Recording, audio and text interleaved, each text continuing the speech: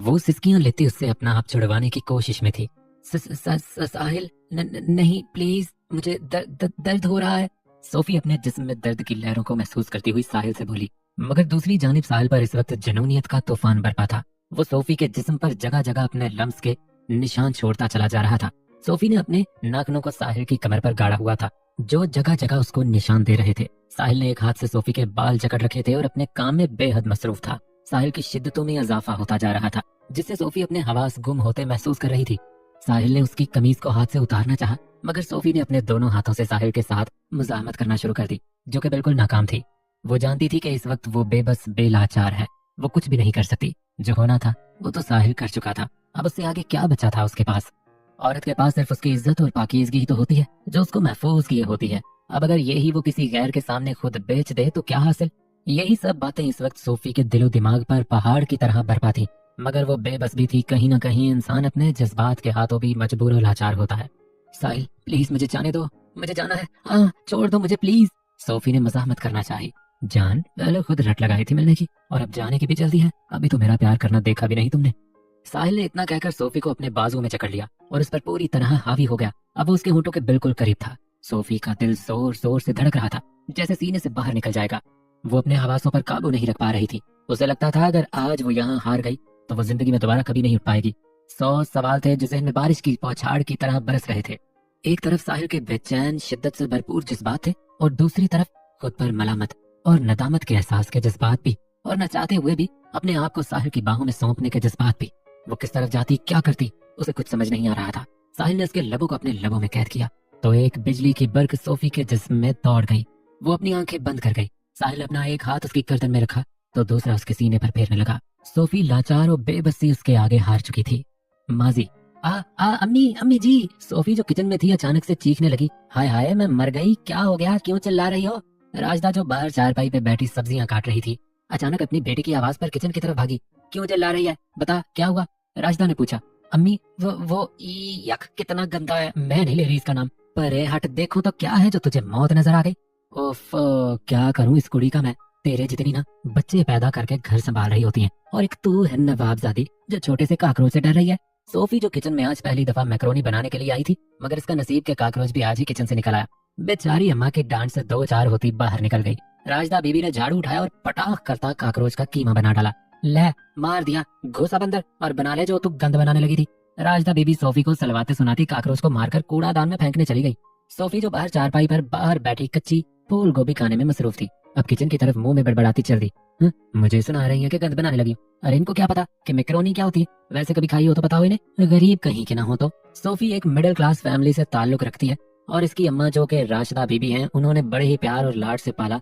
खास तौर पर जब से इसके वालिद असलम साहब जब से फौत हुए, वो कुछ ज्यादा ही फिक्र करती हैं इसकी, और लोगों की बुरी नजरों से महफूज रखने के लिए खुद को ढाल बनाया हुआ 5 मरले पर मुश्तमिल बना एक आम सी तर्ज का घर इस छोटी सी फैमिली के लिए महल से कम तो बिल्कुल भी नहीं।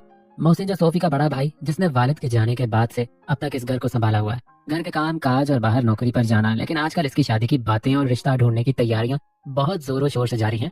मोहसिन एक बहुत खूबरूप जवान, गोरा रंग और कसरती बाजू, चौड़ा सीना और काले लंबे बाल, जो हल्की सी जल के साथ सेट किए हुए घर में दाखिल हुआ।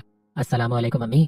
ओ वालेकुम अस्सलाम, मेरा सोना चन्न पुत्र आ गया। मैं वारी, मैं सदके। अल्लाह मेरे सोने पुत्र की तमाम बलाएं दूर करे और तमाम बुरी नजरों से महफूज फरमाए, आमीन। राजदा ने मोहसिन को देखते ही सीने से लगाया और माथा चूमा, जो कि रोज का मामूल था। और बस कर बेबे, मैं कौन सा परदेश से आया हूँ जो रोज रोज ऐसे दुआएं देती है और माथा चूमती है। और देख, तेरे इस प्यार की वजह से ना मेरा हेयर स्टाइल खराब होता है।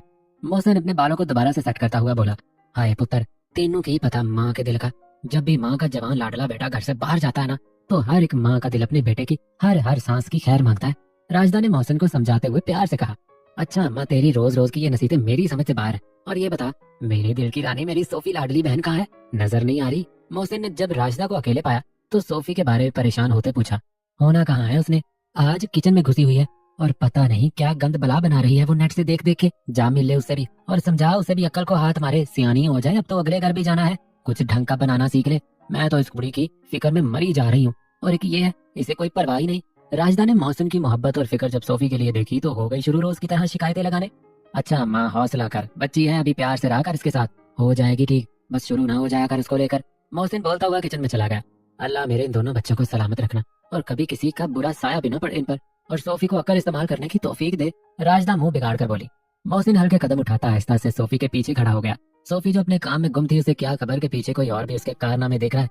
बहू, मोहसिन ऊंची आवाज में सोफी को डराने के लिए बोला, और फिर क्या था, एक बुलंद चीख सोफी की। आ भाई आप? हाँ मैं क्यों डरा दिया ना, फिर फट्टू गई की लो भाई, हो गए शुरू दोनों, इनका तो काम ही यही है बस। अरे काम चिल्लाओ, मोहल्ला इकट्ठा करोगे क्या?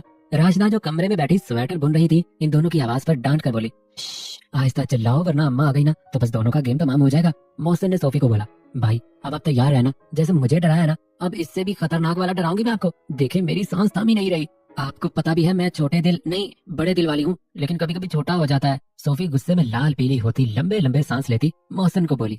मोहसिन जो सोफी का एक रंग आता और दूसरा रंग जाता देख रहा था, बस अपनी हंसी कंट्रोल करने की कोशिश में था। अच्छा कर लेना जो करना है, ये देखो मैं तुम्हारे लिए क्या लाया हूँ। मोहसिन ने अपनी पॉकेट से चॉकलेट्स निकालकर सोफी को दिखाई तो सोफी ने खुशी में उछलकर मोहसिन को हक किया और मोहसिन के हाथ से चॉकलेट्स पकड़ ली। थैंक यू सो मच भैया, हाय मजा आ जाएगा इतनी सारी chocolates, yum you are so sweet bro. Allah ऐसा सोना भाई सबको दे, आमीन।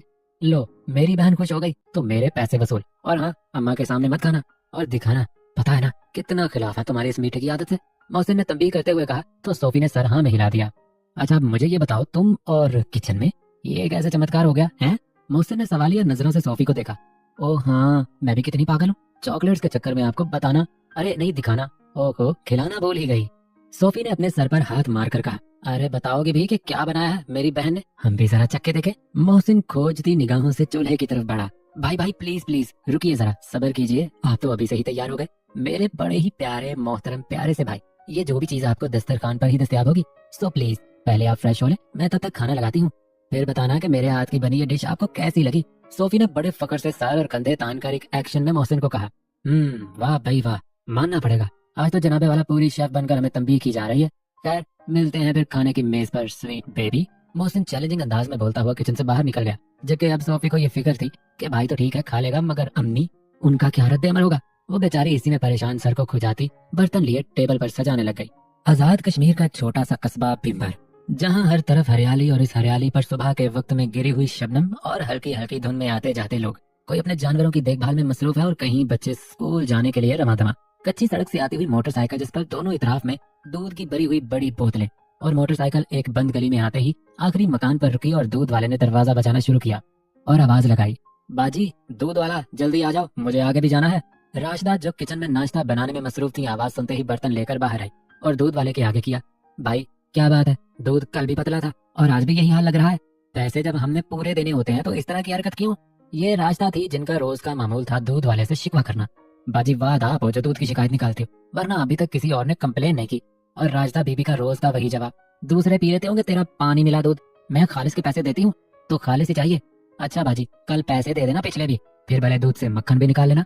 हाँ हाँ दे दूंगी तेरे पैसे, भागी नहीं जा रही मैं कहीं।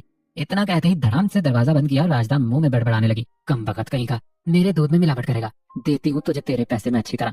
ए सोफी उठ जा, क्यों मेरा सांस लेना मुश्किल कर रही हो? राजदा ने ऊंची आवाज देकर सोफी को जगाना चाहा, जो अपने नरम गर्म बिस्तर पर घोड़े बेचकर सो रही थी। इतने में राजदा अंदर आ गई। सोफी तू उठेगी या मैं डंडा लेकर आऊं? रात रात भर जाकर नावल पढ़ती रहेगी, आंखों के नीचे काले कुत्ते वाले हल्के डाली हैं, ना पता चलता है आंखें या काला तवा। राजदा बीबी तो सही मानो में पारा चढ़ गया था दूध वाले की पैसे मांगने वाली बात पर। अरे अम्मा हाँ क्या है, आराम से सोने भी नहीं देती। सोफी अंगड़ाई और जमाई लेती हुई कमरे से बाहर निकलकर बोली, उठ गई नवाबजादी, आ गई होश, कहो तो इस्तकबाल के लिए बैंड बाजे बुलवा लूं। शक्ल देखी है तूने अपनी, क्या बना रखी है? बच्चा भी तुझे अंधेरे में देख लेना तो डर के भाग जाए भूतनी। राजदा ने चिढ़कर सोफी को कहा, क्या अम्मी सुबह सुबह नाश्ते में बेइज्जती करनी है क्या? सोफी ने मुंह बिगाड़ा, तुझे पता है ना आज तेरे भाई के लिए रिश्ता देखने के लिए जाना है और तुझे कुछ होश भी है? राजदा जो सोफी के लिए नाश्ता गर्म कर रही थी, बातों बातों में उसे याद करवाया कि वो आज क्या मिस कर रही है।